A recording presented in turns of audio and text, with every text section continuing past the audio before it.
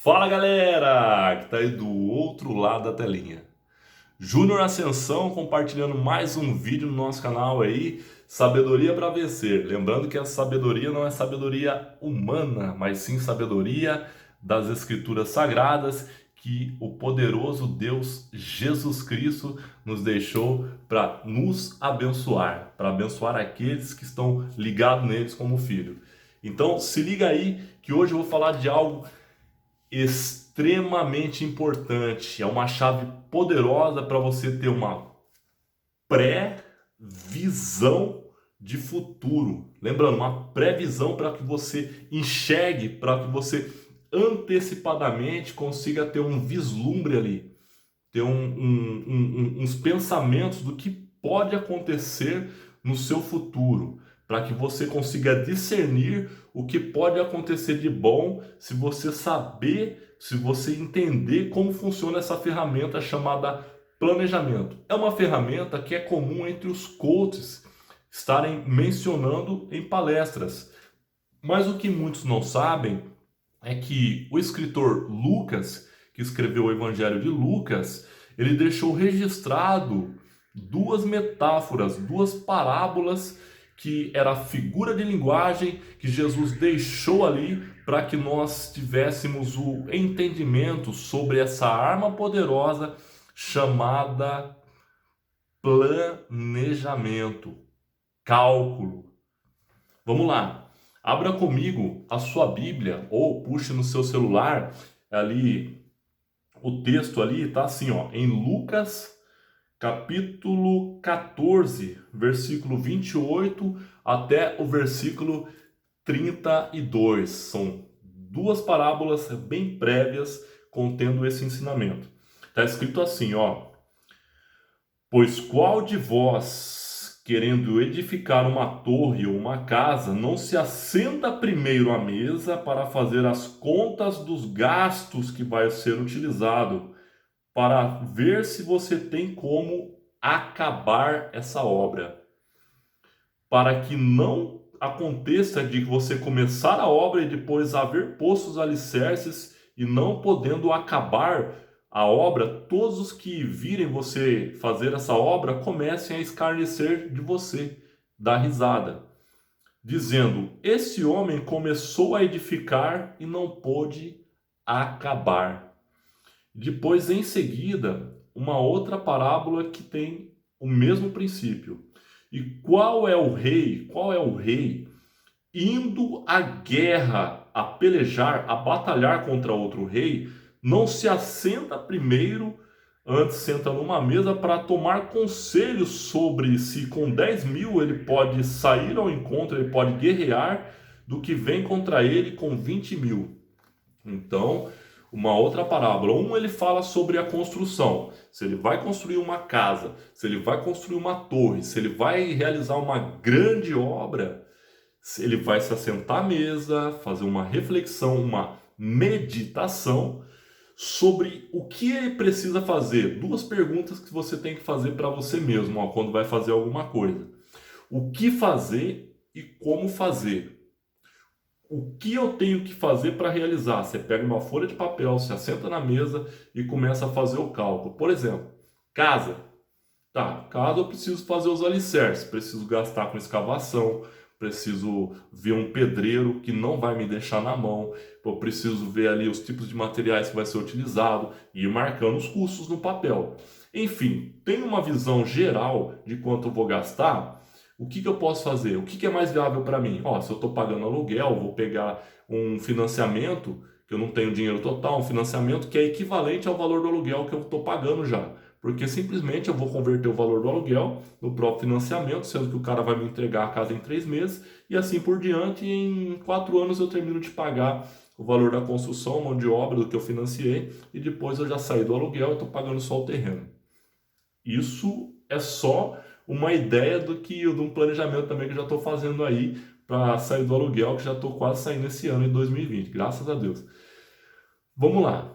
Já outras pessoas que vão fazer um cursinho particular aí também, eu conheço um amigo que ele bombou no primeiro ano a tentar prestar o vestibular para uma faculdade bem conceituada aí, a melhor do estado de São Paulo. No primeiro ano ele não passou, ele fez só um curso. Só que daí ele descobriu, pesquisando mais, fazendo um planejamento do que precisaria fazer para que ele conseguiria estar entre os melhores. Em seguida ele dobrou, ele fez 2 cursos. Esse amigo meu chama Tiago, mora num condomínio de alto padrão. Ele fez 2 cursos e aí, consequentemente, batalhou para o ano inteiro e aí ele conseguiu estar entre o terceiro lugar nessa faculdade. Olha que top, o cara conseguiu alcançar o nível de terceiro lugar, meu. O cara é demais, the best, o melhor. Aí o que que acontece? Ele planejou, o que que ele fez? Ó, primeira vez deu errado, o que que eu tenho que fazer agora para dar certo? Já sentou, tal, entendeu? Falou, pô, se eu não conseguir por esse caminho, eu vou tentar pro outro. E o outro, dica top, se você não conseguir de um jeito, alguma coisa, veja se tem outras formas, outro caminho. Senta na mesa ali, calcula, faz certinho. Poxa, isso aqui não deu certo, mas se eu fazer de outra forma? Não tem outra forma? Não tem outros meios? E se eu correr atrás de uma pessoa que é especialista sobre o assunto para que ela me dê um vislumbre, que ela me dê uns insights, umas ideias de como fazer, como alcançar isso. Para você que é empreendedor, para você que sonha em ter uma lojinha própria ali, o seu negócio, começa do simples. A Bíblia diz que se no pouco fosse fiel, no muito ele vai te colocar. Se você começasse a pedir para Deus em oração, Deus, eu estou com dificuldade nessa área aqui, ó, eu quero montar meu negócio, quero montar um quiosque, quero montar alguma coisa ali, para depois crescer, meu, começa do simples. Começa às vezes sem ter a loja física, vendendo pelo WhatsApp, Facebook ali, fazendo negociação, depois compra um lugarzinho ali ou aluga, né? Mas tudo faz calculado, um risco calculado. Tem pessoas que têm medo de se arriscar. Se você não se arriscar em certas coisas, mas planejar, se chama risco calculado, você calcula os prós e os contras, a probabilidade maior de dar certo com a probabilidade menor de dar errado, para que depois você não cometa erros, cagadas. E mesmo se cometeu, dá tempo ainda de você recuperar e dar a volta por cima dessa situação. Então, pessoal, faça o planejamento. Olha em outra parte da Bíblia que está escrito sobre planejamento. Ó. Dá uma olhada comigo em Provérbios, capítulo 15, versículo 22. Está escrito assim, ó. Isso aqui já é o Salomão que deixou esse conselho. Ele foi inspirado pelo Espírito Santo, escreveu ali o Provérbios, né, o livro de Provérbios, e deixou muitos conselhos extraordinários que fazem toda a diferença em nossa vida se colocarmos em prática. Vamos lá, Provérbios capítulo 15, versículo 22, está escrito assim, ó, onde não há conselhos, os projetos saem vãos. Onde não há os conselhos, os projetos saem vãos, mas com a multidão de conselheiros se confirmarão. Meu irmão, e outra, eu aprendi com um cara sábio, um líder sábio, que fala assim, ó, toda vez que você for resolver um problema, se você for levar esse problema para uma pessoa que não tem capacitação para resolver esse problema, aí você deixou essa pessoa com mais um problema, que já tinha um problema da vida dela para resolver, e ainda além de ela não conseguir resolver o seu problema, ela ficou pensando assim, não te deu resposta, solução nenhuma. Toda vez que você tem algo para resolver, procure levar para uma pessoa que é especialista ou já chegou aonde você quer chegar. Por exemplo, se a pessoa que já tem um estabelecimento que você sonha tem algo semelhante, se aconselha com ela, se ela é humilde o suficiente para compartilhar algumas dicas que vai fazer você crescer também. Se você sonha em ter se tornar um especialista, um doutor naquela área, procura uma pessoa que já é doutora lá também e fala, viu, qual tipo de curso você fez para chegar onde você está hoje? Eu sonho em se tornar algo semelhante que você é. Né? Seja humilde, converse com as pessoas lá, que se a pessoa tem um coração praticamente ali inclinado a ajudar pessoas, inclinado a fazer a vontade de Deus, ela vai ser um canal de bênção para a sua vida. Olha aqui outro versículo interessante que está em Provérbios, capítulo 11, versículo 14. Então, se fosse aconselhar, procure pessoas que tenham propriedade de assunto, pessoas que sejam, que tenham autoridade sobre aquilo que ela está falando, que de fato ela vai te dar um direcionamento. E quando ela te dá um direcionamento também, examine se aquilo que ela está falando para você tem uma coesão, tem uma ligação, tem um sentido, seja concernente àquilo que você sonha alcançar. Provérbios capítulo 11, versículo 14, está assim, ó, não havendo sábia direção, o povo cai. Isso aqui é extremamente importante para você que é líder, se é um líder espiritual, religioso em si, seja de uma empresa também. É importante você buscar sabedoria para quando você dá um norte para a galera ali, para o pessoal, para que eles não venham cair. Vamos lá, ó. Não havendo sábia direção, o povo cai. Mas na multidão de conselheiros há segurança. Busque muitas das vezes mais de um conselho. A maioria dos meus conselhos eu busco diante de Deus em oração, dica top para você. Estudo a Bíblia, procuro ver algum homem ou mulher de Deus ali que teve uma experiência, ou pessoas que eu vejo cases, para quem não sabe, é casos, cases de sucesso, pessoas que obtiveram sucesso em uma área que eu sonho conquistar. Eu pergunto para elas, né? Eu busco ter humildade ao ponto de, tipo assim, eu reconheço, não procuro dar uma pessoa que já sabe de tudo ou de vários assuntos. Não, se ela chegou ali é porque, de certa forma, ela passou por muitas dificuldades que, se ela compartilhar essas informações até mim, eu consigo antecipar a jogada, eu consigo evitar cometer os mesmos erros que ela já cometeu. E muitas dessas pessoas, de bom grado, ela ajuda você.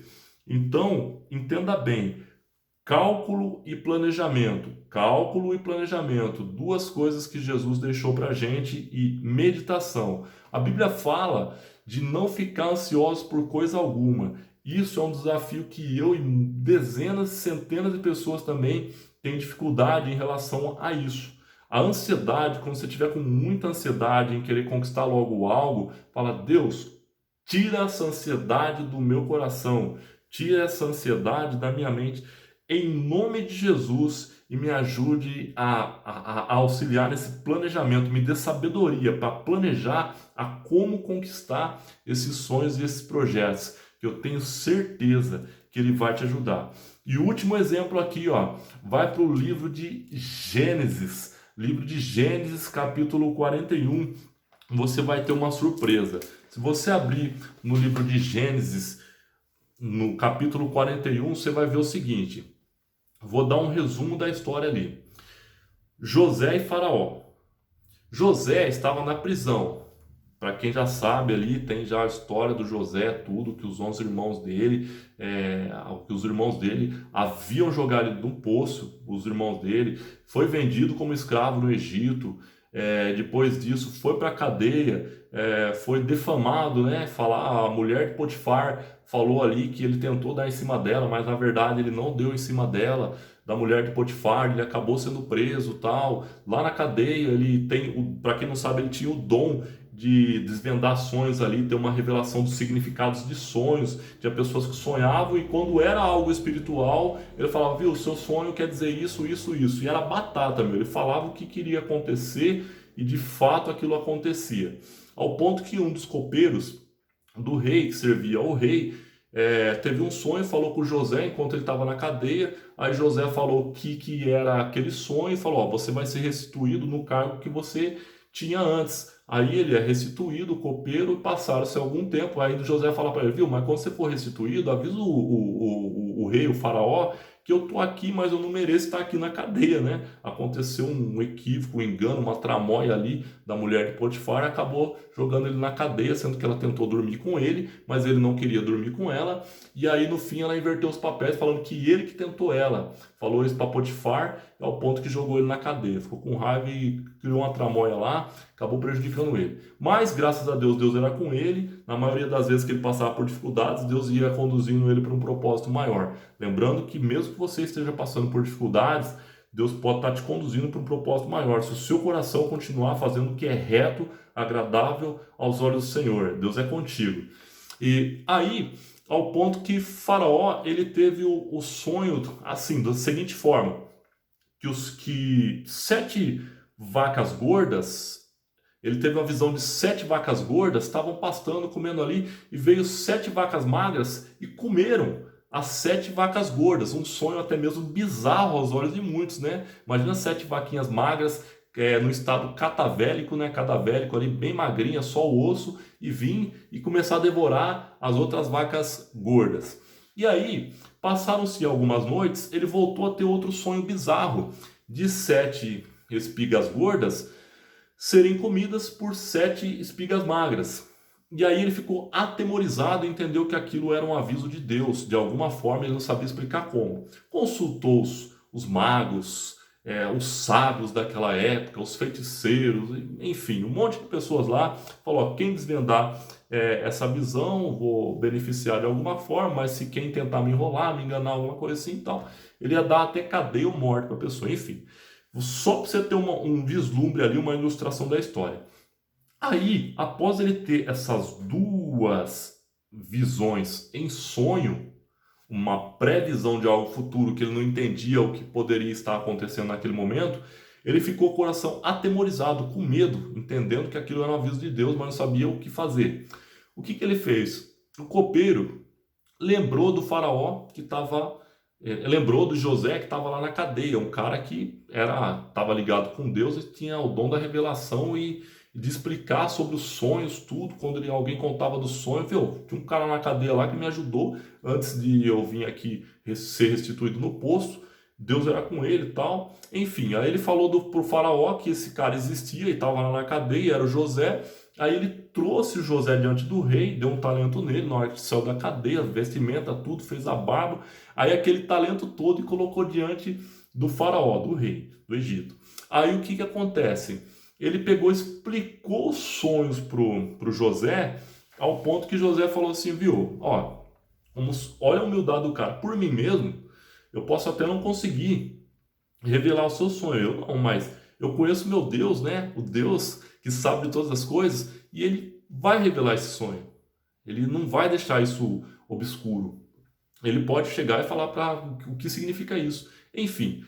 Como Deus, ele era conectado com Deus, é um cara que tinha uma intimidade com Deus, ele simplesmente teve a revelação de Deus sobre o que significava aquele sonho e falou, ó, as 7 vacas gordas, que é um termo que é utilizado até hoje, fala, irmão, tá na vaca gorda, hein?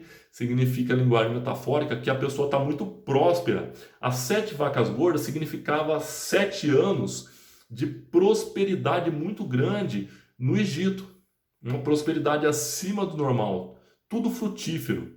Imagina só, 7 anos e qualquer coisa que cair no chão lá já brota, já nasce e vai começar a crescer e dar um monte de fruto, os gados começam a se multiplicar, as vacas prenhas ali, começa a nascer um monte de bezerrinho e tal, tudo começa a ocorrer maravilhosamente bem por 7 anos. Só que depois surge as 7 vacas magras que comem as 7 vacas gordas.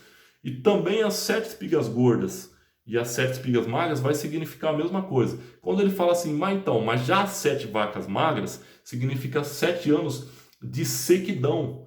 7 anos que praticamente o Egito vai passar por uma seca acima do normal.